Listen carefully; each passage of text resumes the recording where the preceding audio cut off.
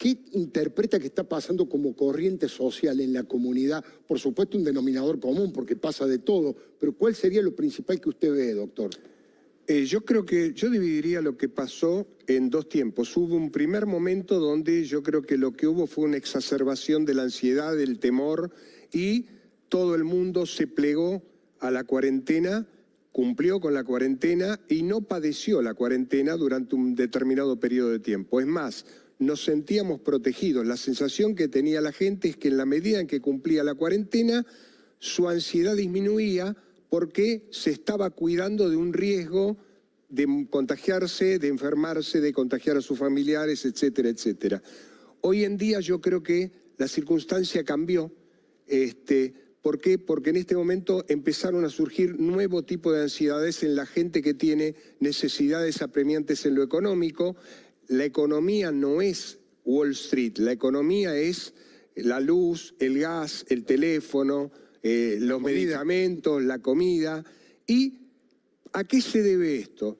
Esto creo yo que se debe a que en el primer momento el ser humano a lo largo de la evolución histórica ha desarrollado tres tipos de cerebros. Un primer cerebro que se llama primitivo o cerebro reptiliano, luego el cerebro límbico vinculado a la afectividad y después el neocórtex, que es el cerebro moderno que nos permite a nosotros intercambiar ideas, pensar, etcétera, etcétera. Cuando surgió el tema de la pandemia, que además la palabra misma desde el punto de vista médico quiere decir que una enfermedad está, digamos, expandida en el mundo. No quiere decir pandemia, no es sinónimo de muerte. Todo el mundo tiene una tendencia a asociar a establecer una sinonimia que no existe, como si hay una pandemia nos vamos a morir todos. No nos vamos a morir todos. Hay una enfermedad que es altamente contagiosa y que existe en casi todos los países del mundo. Ahora, ¿qué pasa cuando surge socialmente, como vos me decías, Alfredo, una prevalencia del cerebro emocional por sobre el cerebro racional? Entramos fácilmente en miedo, entramos en pánico. El miedo se propaga más fácilmente que el virus. El miedo es más contagioso que el virus.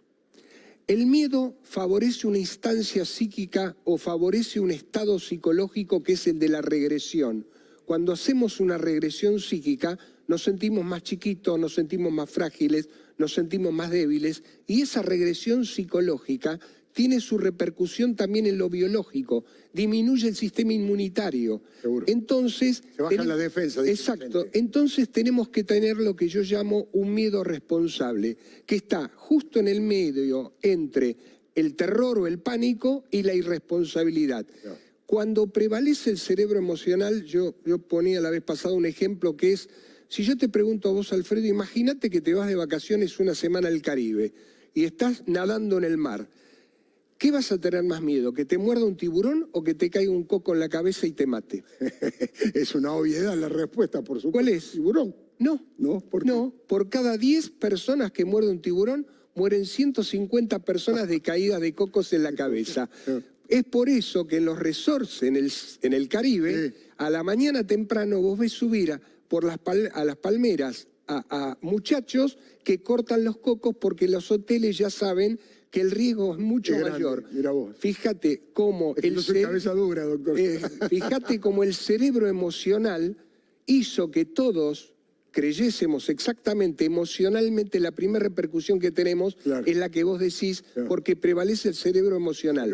Y esto es lo que pasa en la situación de la pandemia. Tenemos que tratar de tener un miedo responsable, cuidarnos, no tener pánico, porque el pánico nos vuelve irracionales y la irracionalidad no sirve para cuidarnos. La irracionalidad nos genera un exceso de ansiedad y lo que vos decías al principio, uno de los motivos de consulta muy frecuentes ahora son las crisis de pánico. ¿Y qué es una crisis de pánico?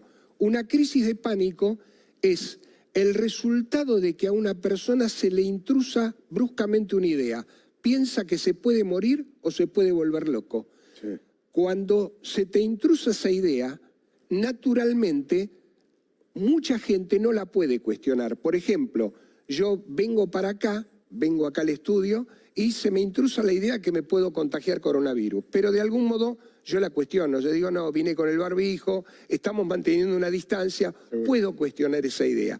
Ahora, si yo no la puedo cuestionar y me la creo totalmente, voy a empezar a tener temor y voy a empezar a construir los síntomas. Voy a tener una brusca liberación de adrenalina y entonces me va a aumentar la frecuencia cardíaca, la frecuencia respiratoria y el miedo se me va a transformar en real y ya me voy a sentir que me contagié el coronavirus o que me voy a morir o que me voy a volver loco.